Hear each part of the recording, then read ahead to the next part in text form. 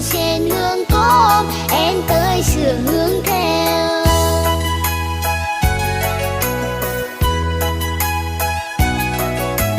Trường của em bé bé nằm lặng giữa rừng cõi hoa.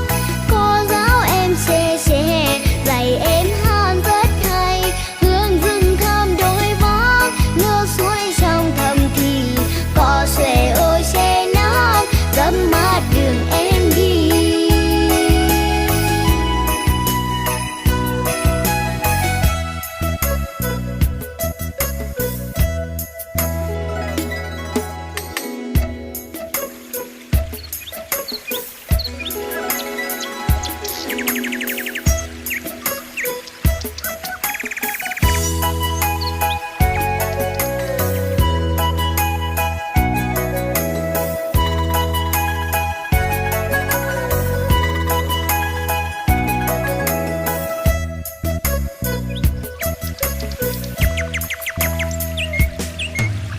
Hương rừng thơm đôi bóng, nước suối trong thầm thì cỏ xòe ôi che nắng dẫm mát đường em đi.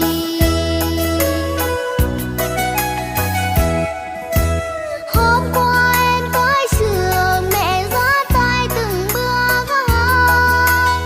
Hôm nay mẹ lên nương một mình em tới lớp, chim đua reo trong lá ca dưới khe thì thào. Hương rừng trên hương cốm, em tới sườn hướng theo.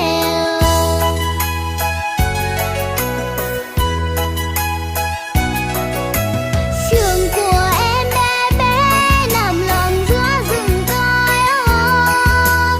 Cô giáo em trẻ trẻ dạy em hát rất hay. Hương rừng thơm đôi vắng, nước suối trong thầm thì cỏ xuề ôi che nắng dẫm mát đường em.